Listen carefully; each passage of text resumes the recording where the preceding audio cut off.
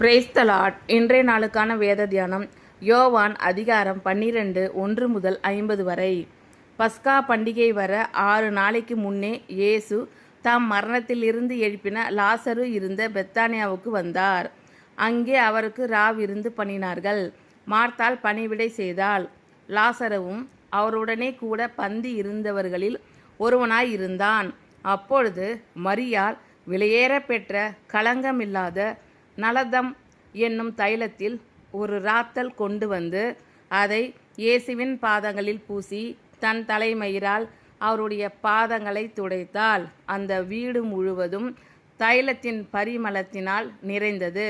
அப்பொழுது அவருடைய சீஷரில் ஒருவனும் அவரை காட்டி கொடுக்க போகிறவனுமாகிய சீமோனுடைய குமாரனான யூதாசு காரியோத்து இந்த தைலத்தை 300 பணத்துக்கு விற்று தரித்திரருக்கு கொடாமல் போனதென்ன என்றான். அவன் தரித்திரரை குறித்து கவலைப்பட்டு இப்படி சொல்லாமல், அவன் திருடன் ஆனபடியினாலும் பணப்பையை வைத்து கொண்டு அதிலே போடப்பட்டதை சுமக்கிறவன் ஆனபடியினாலும் இப்படி சொன்னான். அப்பொழுது இயேசு, இவளை விட்டுவிடு, என்னை அடக்கம் பண்ணும் நாளுக்காக இதை வைத்திருந்தாள். தரித்திரர் எப்பொழுதும் உங்களிடத்தில் இருக்கிறார்கள், நான் எப்பொழுதும் உங்களிடத்தில் இரேன் என்றார். அப்பொழுது யூதரில் திரளான ஜனங்கள் அவர் அங்கே இருக்கிறதை அறிந்து இயேசுவின் நிமித்தமாக மாத்திரமல்ல, அவர் மரித்தோரிலிருந்து எழுப்பின லாசருவை காணும்படியாகவும் வந்தார்கள். லாசருவின் நிமித்தமாக யூதர்களில் அநேகர் போய் இயேசுவினிடத்தில் விசுவாசம் வைத்தபடியால் பிரதான ஆசாரியர்கள் லாசருவையும் கொலை செய்ய ஆலோசனை பண்ணினார்கள்.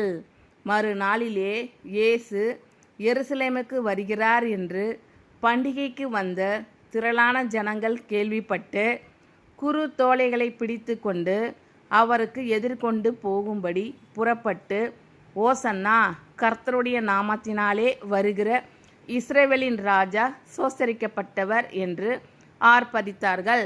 அல்லாமலும், சீயோன் குமாரத்தியே, பயப்படாதே, உன் ராஜா கழுதை குட்டியின் மேல் ஏறி வருகிறார் என்று எழுதியிருக்கிற பிரகாரமாக இயேசு ஒரு கழுதை குட்டியை கண்டு அதன் மேல் ஏறி போனார். இவைகளை அவருடைய சீஷர்கள் துவக்கத்திலே அறியவில்லை.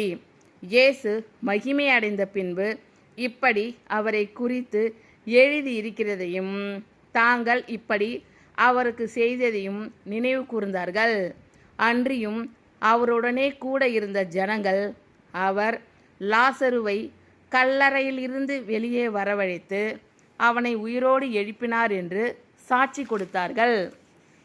அப்படிப்பட்ட அற்புதத்தை அவர் செய்தார் என்று ஜனங்கள் கேள்விப்பட்டதினால் அவர்கள் அவருக்கு எதிர்கொண்டு போனார்கள். அப்பொழுது பரிசேயர் ஒருவரை ஒருவர் நோக்கி, நீங்கள் செய்கிறது எல்லாம் வீண் என்று அறிகிறதில்லையா? இதோ உலகமே அவனுக்கு பின் சென்று போயிற்றே என்றார்கள். பண்டிகையில் ஆராதனை செய்ய வந்தவர்களில் சில கிரேக்கர் இருந்தார்கள். அவர்கள் கலிலேயா நாட்டு பெத்சாய்தா ஊரானாகிய பிலிப்புவினிடத்தில் வந்து, ஐயா, இயேசுவை காண விரும்புகிறோம் என்று அவனை கேட்டுக்கொண்டார்கள். பிலிப்பு வந்து அதை அந்திரேயாவுக்கு அறிவித்தான். பின்பு அந்திரேயாவும் பிலிப்புவும் அதை இயேசுவுக்கு அறிவித்தார்கள். அப்பொழுது இயேசு அவர்களை நோக்கி, மனுஷகுமாரன் மகிமைப்படும்படியான வேலை வந்தது. மெய்யாகவே மெய்யாகவே நான் உங்களுக்கு சொல்லுகிறேன், கோதுமை மணியானது நிலத்தில் விழுந்து சாகாவிட்டால் தனித்திருக்கும், செத்ததே ஆகில் மிகுந்த பலனை கொடுக்கும். தன் ஜீவனை சிநேகிக்கிறவன் அதை இழந்து போவான். இந்த உலகத்தில் தன் ஜீவனை வெறுக்கிறவனோ அதை நித்திய ஜீவகாலமாய் காத்து கொள்ளுவான். ஒருவன் எனக்கு ஊழியம் செய்கிறவன் ஆனால் என்னை பின்பற்ற கடவன். நான் எங்கே இருக்கிறேனோ அங்கே என் ஊழியக்காரனும் இருப்பான். ஒருவன் எனக்கு ஊழியம் செய்தால் அவனை பிதாவானவர் கனம் பண்ணுவார். இப்பொழுது என் ஆத்துமா கலங்குகிறது. நான் என்ன சொல்லுவேன்? பிதாவே, இந்த வேலையினின்று என்னை இரட்சியும் என்று சொல்வேனோ? ஆகிலும் இதற்காகவே இந்த வேலைக்குள் வந்தேன். பிதாவே, உமது நாமத்தை மகிமைப்படுத்தும் என்றார். அப்பொழுது மகிமைப்படுத்தினேன், இன்னமும் மகிமைப்படுத்துவேன் என்கிற சத்தம் வானத்திலிருந்து உண்டாயிற்று. அங்கே நின்று கொண்டிருந்து அதை கேட்ட ஜனங்கள் இடி முழக்க உண்டாயிற்று என்றார்கள். வேறு சிலர் தேவதூதன் அவருடனே பேசினான் என்றார்கள். இயேசு அவர்களை நோக்கி, இந்த சத்தம் என் நிமித்தம் உண்டாகாமல் உங்கள் நிமித்தமே உண்டாயிற்று. இப்பொழுதே இந்த உலகத்துக்கு நியாய தீர்ப்பு உண்டாகிறது. இப்பொழுதே இந்த உலகத்தின் அதிபதி புறம்பாக தள்ளப்படுவான். நான் பூமியிலிருந்து உயர்த்தப்பட்டிருக்கும் பொழுது எல்லாரையும் என்னிடத்தில் இழுத்து கொள்ளுவேன் என்றார். தாம் என்னவிதமான மரணமாய் மரிக்கப் போகிறார் என்பதை குறிக்கும்படி இப்படி சொன்னார்.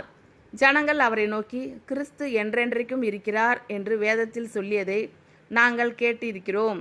அப்படி இருக்க மனுஷகுமாரன் உயர்த்தப்பட வேண்டியது என்று எப்படி சொல்லுகிறீர்? இந்த மனுஷகுமாரன் யார் என்றார்கள்.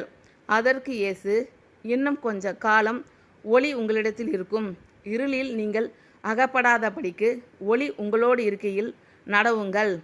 இருளில் நடக்கிறவன் தான் போகிற இடம் இன்னதென்று அறியான். ஒளி உங்களோடு இருக்கையில் நீங்கள் ஒளியின் பிள்ளைகள் ஆகும்படிக்கு ஒளியின் இடத்தில் விசுவாசமாய் இருங்கள் என்றார். இவைகளை இயேசு சொல்லி அவர்களை விட்டு மறைந்தார். அவர் இத்தனை அற்புதங்களை அவர்களுக்கு முன்பாக செய்திருந்தும் அவர்கள் அவரை விசுவாசிக்கவில்லை. கர்த்தாவே, எங்கள் மூலமாய் கேள்விப்பட்டதை விசுவாசித்தவன் யார்? கர்த்தருடைய புயம் யாருக்கு வெளிப்பட்டது என்று ஏசாயா தீர்க்கதரிசி சொன்ன வசனம் நிறைவேறும்படி இப்படி நடந்தது. ஆகையால் அவர்கள் விசுவாசிக்க மாட்டாமல் போனார்கள். ஏனெனில் ஏசாயா பின்னும் அவர்கள் கண்களினால் காணாமலும் இருதயத்தினால் உணராமலும் குணப்படாமலும் இருக்கும்படிக்கும் நான் அவர்களை ஆரோக்கியமாக்காமல் இருக்கும்படிக்கும் அவர்களுடைய கண்களை அவர் குருடாக்கி அவர்கள் இருதயத்தை கடினமாக்கினார் என்றான். ஏசாயா அவருடைய மகிமையை கண்டு அவரை குறித்து பேசுகிற போது இவைகளை சொன்னான். ஆகிலும் அதிகாரிகளிலும் அநேகர் அவரிடத்தில் விசுவாசம் வைத்தார்கள். அப்படி இருந்தும் ஜெப ஆலயத்துக்கு புறம்பாக்காதபடி பரிசேயர் நிமித்தம் அதை அறிக்கை பண்ணாதிருந்தார்கள். அவர்கள் தேவனால் வருகிற மகிமையிலும் மனுஷரால் வருகிற மகிமையை அதிகமாய் விரும்பினார்கள். அப்பொழுது இயேசு சத்தமிட்டு, என்னிடத்தில் விசுவாசமாய் இருக்கிறவன் என்னிடத்தில் அல்ல, என்னை அனுப்பினவரிடத்தில் விசுவாசமாய் இருக்கிறான். என்னை காண்கிறவன் என்னை அனுப்பினவரை காண்கிறான். என்னிடத்தில் விசுவாசமாய் இருக்கிறவன் எவனும் இருளில் இராதபடிக்கு நான் உலகத்தில் ஒளியாக வந்தேன். ஒருவன் என் வார்த்தைகளை கேட்டும் விசுவாசியாமல் போனால் அவனை நான் நியாயந்தீர்ப்பதில்லை. நான் உலகத்தை நியாயம் தீர்க்க வராமல் உலகத்தை இரட்சிக்க வந்தேன். என்னை தள்ளி என் வார்த்தைகளை ஏற்றுக்கொள்ளாதவனை நியாயம் தீர்க்கிறது ஒன்றிருக்கிறது. நான் சொன்ன வசனமே அவனை கடைசி நாளில் நியாயம் தீர்க்கும். நான் சுயமாய் பேசவில்லை. நான் பேச வேண்டியது இன்னதென்றும் உபதேசிக்க வேண்டியது இன்னதென்றும் என்னை அனுப்பின பிதாவே எனக்கு கட்டளை இட்டார். அவருடைய கட்டளை நித்திய ஜீவனாய் இருக்கிறது என்று அறிவேன். ஆகையால் நான் பேசுகிறவைகளை பிதா எனக்கு சொன்னபடியே பேசுகிறேன் என்றார். பஸ்கா பண்டிகை வர 6 நாளைக்கு முன்னே இயேசு தாம் மரணத்திலிருந்து எழுப்பின லாசரு இருந்த பெத்தானியாவுக்கு வந்தார். அங்கே அவருக்கு ராவிருந்து பண்ணினார்கள். மார்த்தாள் பணிவிடை செய்தாள். லாசருவும் அவருடனே கூட பந்தி இருந்தவர்களில் ஒருவனாய் இருந்தான். அப்பொழுது மரியாள் வெளியேற பெற்ற களங்கமில்லாத நலத்தம் என்னும் தைலத்தில் ஒரு ராத்தல் கொண்டு வந்து அதை இயேசுவின் பாதங்களில் பூசி தன் தலைமயிரால் அவருடைய பாதங்களை துடைத்தாள். அந்த வீடு முழுவதும் தைலத்தின் பரிமளத்தினால் நிறைந்தது. அப்பொழுது அவருடைய சீஷரில் ஒருவனும் அவரை காட்டி கொடுக்க போகிறவனுமாகிய சீமோனுடைய குமாரனான யூதாஸ் காரியோத்து இந்த தைலத்தை 300 பணத்துக்கு விற்று தரித்திரருக்கு கொடாமல் போனதென்ன என்றான். அவன் தரித்திரரை குறித்து கவலைப்பட்டு இப்படி சொல்லாமல் அவன் திருடன் ஆனபடியினாலும் பணப்பையை வைத்து கொண்டு அதிலே போடப்பட்டதை சுமக்கிறவன் ஆனபடியினாலும் இப்படி சொன்னான். அப்பொழுது இயேசு, இவளை விட்டுவிடு, என்னை அடக்கம் பண்ணும் நாளுக்காக இதை வைத்திருந்தால் தரித்திரர் எப்பொழுதும் உங்களிடத்தில் இருக்கிறார்கள், நான் எப்பொழுதும் உங்களிடத்தில் இரேன் என்றார். அப்பொழுது யூதரில் திரளான ஜனங்கள் அவர் அங்கே இருக்கிறதை அறிந்து இயேசுவின் நிமித்தமாக மாத்திரமல்ல, அவர் மரித்தோரிலிருந்து எழுப்பின லாசருவை காணும்படியாகவும் வந்தார்கள். லாசருவின் நிமித்தமாக யூதர்களில் அநேகர் போய் இயேசுவின் இடத்தில் விசுவாசம் வைத்தபடியால் பிரதான ஆசாரியர்கள் லாசருவையும் கொலை செய்ய ஆலோசனை பண்ணினார்கள். மறுநாளிலே இயேசு எருசலேமுக்கு வருகிறார் என்று பண்டிகைக்கு வந்த திரளான ஜனங்கள் கேள்விப்பட்டு குருத்தோலைகளை பிடித்து கொண்டு அவருக்கு எதிர்கொண்டு போகும்படி புறப்பட்டு, ஓசன்னா, கர்த்தருடைய நாமத்தினாலே வருகிற இஸ்ரவேலின் ராஜா சோசரிக்கப்பட்டவர் என்று ஆர்ப்பரித்தார்கள். அல்லாமலும், சீயோன் குமார்த்தியே, பயப்படாதே, உன் ராஜா கழுதை குட்டியின் மேல் ஏறி வருகிறார் என்று எழுதியிருக்கிற பிரகாரமாக இயேசு ஒரு கழுதை குட்டியை கண்டு அதன் மேல் ஏறி போனார். இவைகளை அவருடைய சீஷர்கள் துவக்கத்திலே அறியவில்லை. இயேசு மகிமை அடைந்த பின்பு இப்படி அவரை குறித்து எழுதியிருக்கிறதையும் தாங்கள் இப்படி அவருக்கு செய்ததையும் நினைவு கூர்ந்தார்கள். அன்றியும் அவருடனே கூட இருந்த ஜனங்கள் அவர் லாசருவை கல்லறையிலிருந்து வெளியே வரவழைத்து அவனை உயிரோடே எழுப்பினார் என்று சாட்சி கொடுத்தார்கள். அப்படிப்பட்ட அற்புதத்தை அவர் செய்தார் என்று ஜனங்கள் கேள்விப்பட்டதினால் அவர்கள் அவருக்கு எதிர்கொண்டு போனார்கள். அப்பொழுது பரிசேயர் ஒருவரை ஒருவர் நோக்கி, நீங்கள் செய்கிறது எல்லாம் வீணென்று அறிகிறதில்லையா? இதோ உலகமே அவனுக்கு பின் சென்று போயிற்றே என்றார்கள். பண்டிகையில் ஆராதனை செய்ய வந்தவர்களில் சில கிரேக்கர் இருந்தார்கள். அவர்கள் கலிலியா நாட்டு பெத்சாயிசா ஊரானாகிய பிலிப்புவினிடத்தில் வந்து, ஐயா, இயேசுவை காண விரும்புகிறோம் என்று அவனை கேட்டுக்கொண்டார்கள். பிலிப்பு வந்து அதை அந்திரேயாவுக்கு அறிவித்தான். பின்பு அந்திரேயாவும் பிலிப்புவும் அதை இயேசுவுக்கு அறிவித்தார்கள். அப்பொழுது இயேசு அவர்களை நோக்கி, மனுஷகுமாரன் மகிமைப்படும்படியான வேலை வந்தது. மெய்யாகவே மெய்யாகவே நான் உங்களுக்கு சொல்லுகிறேன், கோதுமை மணியானது நிலத்தில் விழுந்து சாகாவிட்டால் தனித்திருக்கும், செத்ததே ஆகில் மிகுந்த பலனை கொடுக்கும். தன் ஜீவனை சிநேகிக்கிறவன் அதை இழந்து போவான். இந்த உலகத்தில் தன் ஜீவனை வெறுக்கிறவனோ அதை நித்திய ஜீவகாலமாய் காத்து கொள்ளுவான். ஒருவன் எனக்கு ஊழியம் செய்கிறவன் ஆனால் என்னை பின்பற்ற கடவன். நான் எங்கே இருக்கிறேனோ அங்கே என் ஊழியக்காரனும் இருப்பான். ஒருவன் எனக்கு ஊழியம் செய்தால் அவனை பிதாவானவர் கனம் பண்ணுவார். இப்பொழுது என் ஆத்துமா கலங்குகிறது. நான் என்ன சொல்லுவேன்? பிதாவே, இந்த வேலையினின்று என்னை இரட்சியும் என்று சொல்வேனோ? ஆகிலும் இதற்காகவே இந்த வேலைக்குள் வந்தேன். பிதாவே, உமது நாமத்தை மகிமைப்படுத்தும் என்றார். அப்பொழுது மகிமைப்படுத்தினேன், இன்னமும் மகிமைப்படுத்துவேன் என்கிற சத்தம் வானத்திலிருந்து உண்டாயிற்று. அங்கே நின்று கொண்டிருந்து அதை கேட்ட ஜனங்கள் இடிமுழக்கம் உண்டாயிற்று என்றார்கள். வேறு சிலர், தேவதூதன் அவருடனே பேசினான் என்றார்கள். இயேசு அவர்களை நோக்கி, இந்த சத்தம் என் நிமித்தம் உண்டாகாமல் உங்கள் நிமித்தமே உண்டாயிற்று. இப்பொழுதே இந்த உலகத்துக்கு நியாய தீர்ப்பு உண்டாகிறது. இப்பொழுதே இந்த உலகத்தின் அதிபதி புறம்பாக தள்ளப்படுவான். நான் பூமியிலிருந்து உயர்த்தப்பட்டு இருக்கும்போது எல்லாரையும் என்னிடத்தில் இழுத்து கொள்வேன் என்றார். தாம் இன்னவிதமான மரணமாய் மரிக்கப் போகிறார் என்பதை குறிக்கும்படி இப்படி சொன்னார். ஜனங்கள் அவரை நோக்கி, கிறிஸ்து என்றென்றைக்கும் இருக்கிறார் என்று வேதத்தில் சொல்லியதை நாங்கள் கேட்டிருக்கிறோம். அப்படி இருக்க மனுஷகுமாரன் உயர்த்தப்பட வேண்டியதென்று எப்படி சொல்லுகிறீர்? இந்த மனுஷகுமாரன் யார் என்றார்கள். அதற்கு இயேசு, இன்னும் கொஞ்ச காலம் ஒளி உங்களிடத்தில் இருக்கும்.